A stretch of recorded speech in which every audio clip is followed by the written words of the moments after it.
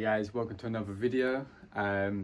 This is a bunch of comics and information books that I got for free from a secondhand bookstore in Camden that was closing down, and all of his books were free. So I was at work and putting some shoes away in the stock room and looked out the window and saw there was loads of books just out on the floor. And I was really intrigued because I saw a Marvel book which I picked up because it's really big, so I could see it from the window, and there was some like Star Wars ones and stuff. Read a box that was out in the front and it just said free books, and people were just taking like bags and bags of books. I was a bit late getting there, but I still found some great stuff to pick up. So first I have three Marvel X-Men trade paperbacks. They're not like number ones or anything like that, they are like mid-run issues, but it's a good thing just to have to read. I'm definitely going to read them, and for free you can't really say no. So first I have X-Men Blue. This is collecting issues 16 and 20. Then I have Uncanny X-Men. This is collecting issues 526 to 529. It's part of the Birth of Generation Hope, or that is just the name of the trade paperback, not quite sure.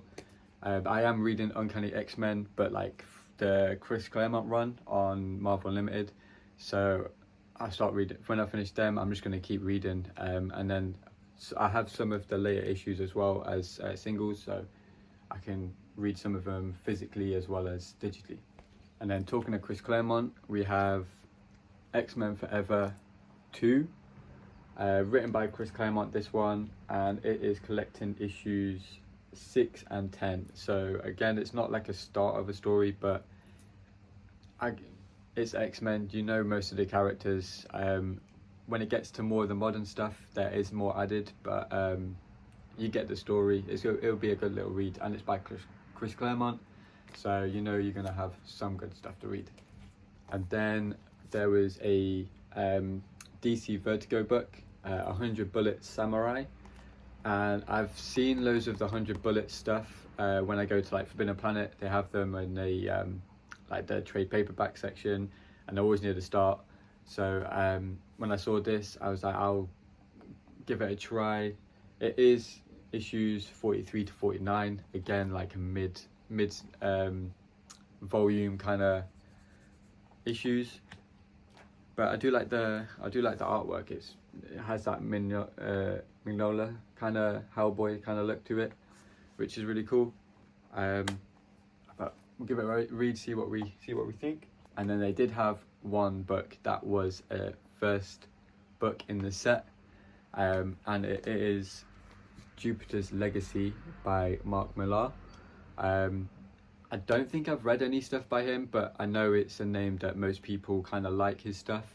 I could be wrong, it's just that I've heard his name a lot, so he could be one that people don't really like too much, but I'll give it a read.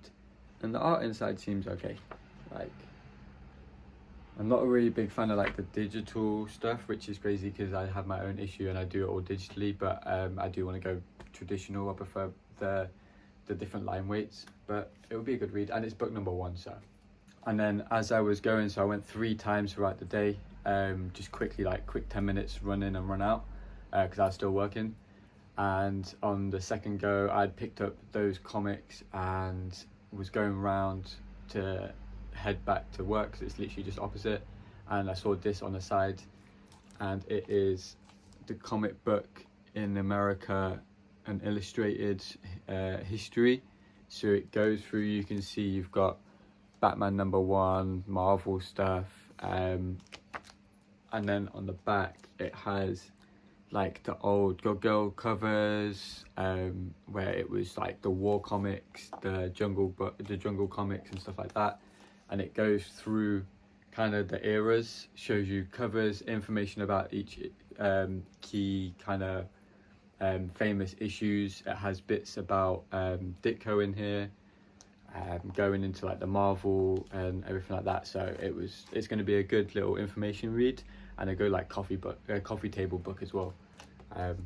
And he had it marked at like £13, so getting it for free was great. So, and then this was the one that I saw through the window. I didn't know exactly what it was. I thought it was kind of like a colouring book or something because not all the cover was coloured. It is a 1000 Marvel dot to dot. So it'll be a fun little evening thing. I have another dot to dot book which I haven't started yet, which is all old EC covers. So all the horror stuff, Chamber of Chills and all them, like the iconic ones, it's all the dot to dots for those covers. But this one is a Marvel one, a lot bigger, a lot taller. But yeah, I saw this, that's why I grabbed this, and then saw there was other stuff, but I didn't want to really take the piss from work. So I ran back, waited a little bit, went back, found the comics, and then when I closed the store, we still had books out, so we all went again and just flipped through everything. And this one is not comic related, but I did see it and had to pick it up. It is Blink-182 document. It is a CD interview, which collects quite a few interviews, I think, and then also a hour-long DVD, like interview documentary thing. So that will be an interesting one. And it's literally never been used. The disc is super clean for both of them, so I grabbed that. But that was what I picked up for free at a used bookstore that was closing down. Let me know if you've read any of the X-Men stuff, what your thoughts on like the Mark Millar stuff, and anything like that. Let them know down below. Give it a like if you like the video, and also subscribe if you like my content. I do art stuff as well as comic pickups and everything like that.